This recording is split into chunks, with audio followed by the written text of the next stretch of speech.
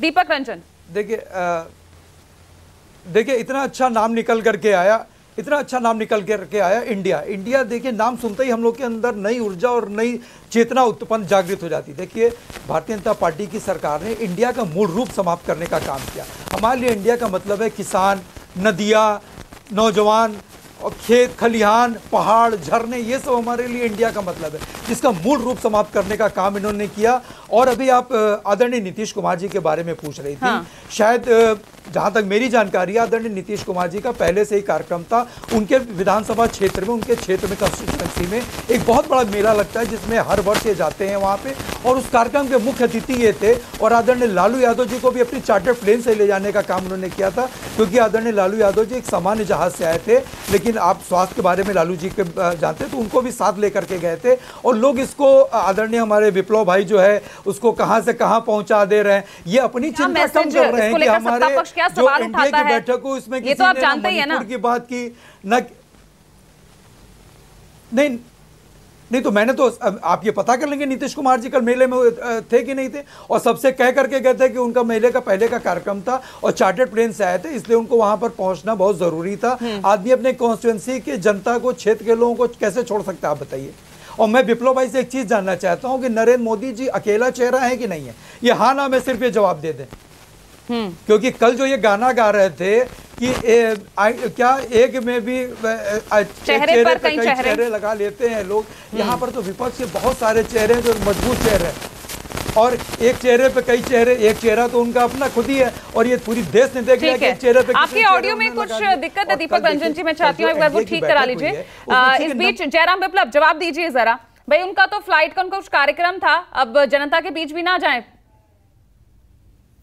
देखिए अभी जो AAP यानी अधिक से अधिक पैसा कमाओ पार्टी है, जिसके उप मुख्यमंत्री भ्रष्टाचार के आरोप में जेल में है, वो भ्रष्टाचार पे प्रवचन दे दिए।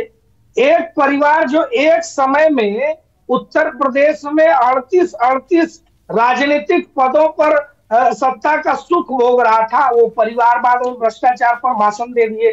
कांग्रेस पार्टी तो आकंठ नेहरू जी के जीप घोटाले से मनमोहन जी के कोयला घोटाले तक आकंठ भ्रष्टाचार में डूबी, वो भी भ्रष्टाचार पर भाषण दे दिए। लेकिन अब भ्रष्टाचार के नाम पर आप कैसे घेरेंगे? भ्रष्टाचारी तो जिन्हें आप कहा करते थे, अब तो वो आपकी पार्टी में भी शामिल हो गए ना। अब मुझे बोलने दीजिए, जैसे उनका प्रवचन हो रहा था वैसे 1 मिनट तो हमारा उतना वक्त तो मैंने भी आपको सबसे पहले दे दिया।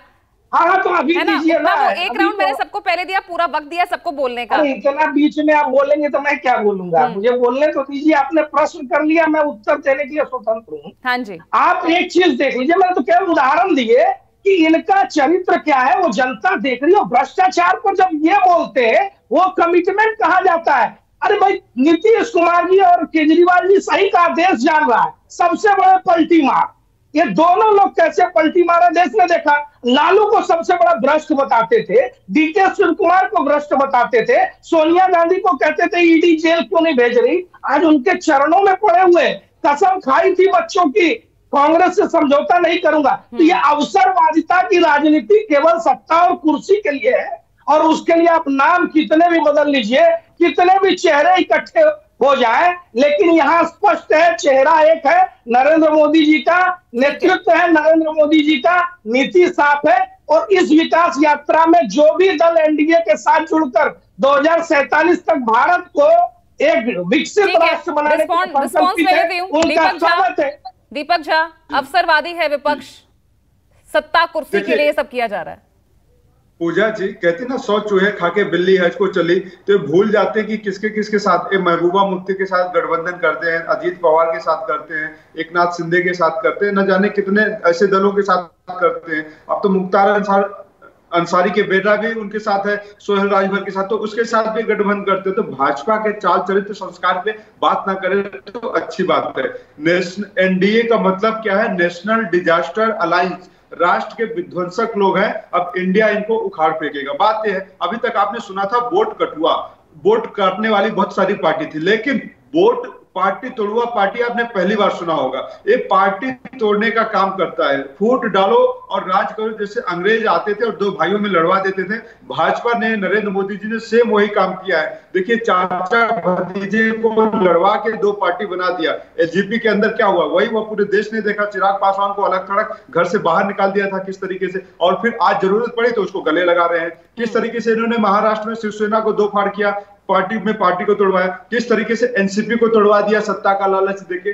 तो ये देख रहा है देश पूरा, ये मुद्दों पे बात नहीं करते। नेहरू को गाली देने आ जाते हैं, इंदिरा गांधी को गाली देने आ जाते हैं, मनमोहन सिंह को गाली देने आ जाते हैं। आप इनसे सवाल कर लीजिए ना, कोयला घोटाले की बात करते हैं, सुप्रीम कोर्ट का क्या निर्णय आया कोयला घोटाले पे? किसी एक को दोषी पाया क्या? किसी एक को सजा दिया क्या? अगर सुप्रीम कोर्ट ने तो मना कर दिया, लेकिन अगर भाजपा को लगता है कि सारे भ्रष्टाचारी थे तो फिर इन्होंने आज तक कार्रवाई क्या किया, सजा क्यों नहीं दिल पाए भाई? तो सवाल भाजपा के चरित्र पे उठता है, नियत पे उठता है कि महंगाई पे बात नहीं करेंगे, बेरोजगारी पे बात नहीं करेंगे। संसद भवन के अंदर सरकार ने खुद कहा कि 22 करोड़ लोगों ने नौकरी के लिए अप्लाई किया और हमने सिर्फ 7 लाख लोगों को नौकरी दे पाए पिछले 9 सालों में। तो ये है सरकारी आंकड़े और ठीक है, तमाम मुद्दों के साथ विपक्ष खड़ा जरूर है, लेकिन दीपक रंजन एक बार फिर आपके पास आ रही हूं, क्योंकि पहले आपसे बात पूरी हो नहीं पाई थी।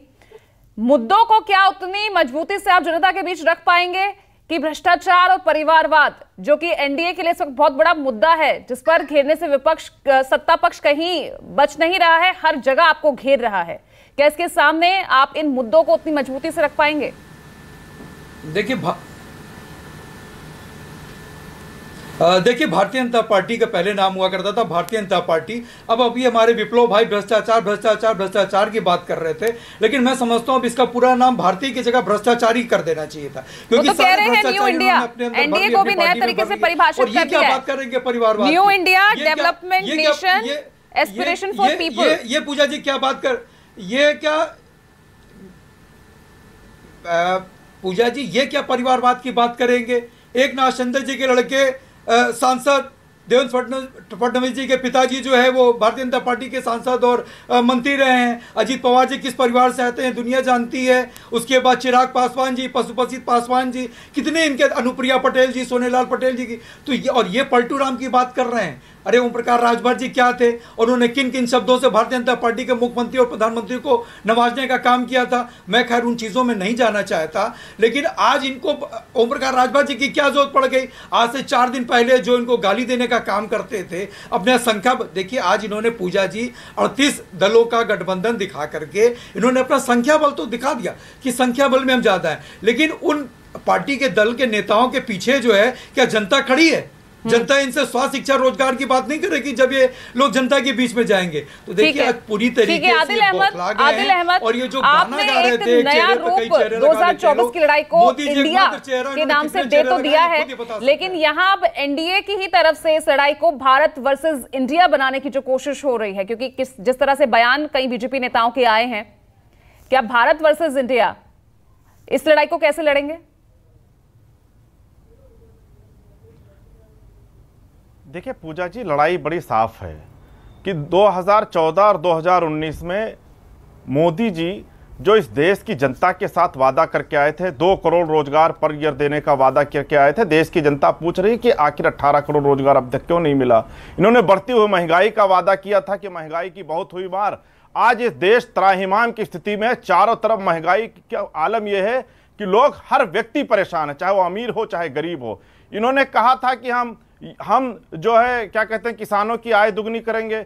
इन्होंने किसानों को मार डाला सड़कों पर बैठाल कर। इन्होंने महिला सम्मान की बात की थी, इनके सांसद खुद महिलाओं के साथ दुर्व्यवहार कर रहे हैं, इनके नेता दुर्व्यवहार कर रहे हैं। इन्होंने इस देश के लोगों से बहुत बड़ी बड़ी बातें की थी और बहुत इस देश के डेवलपमेंट और विकास की बातें की थी। शिक्षा की बात की थी। शिक्षा का आलम यह है कि 45,000 स्कूल इन्होंने बंद कर दिए, और देश के प्रधानमंत्री मोदी जी जहां 20 साल तक मुख्यमंत्री रहे, वहां इनको अगर एक स्कूल में जाना था तो एक टेंट में स्कूल बनाकर इनको फोटो खिंचवानी पड़ती है। तो इस देश की जनता, अगला चुनाव जो होगा, शिक्षा स्वास्थ्य पर लड़ा जाएगा, रोजगार पर लड़ा जाएगा, बढ़ती हुई महंगाई के खिलाफ चुनाव लड़ा जाएगा।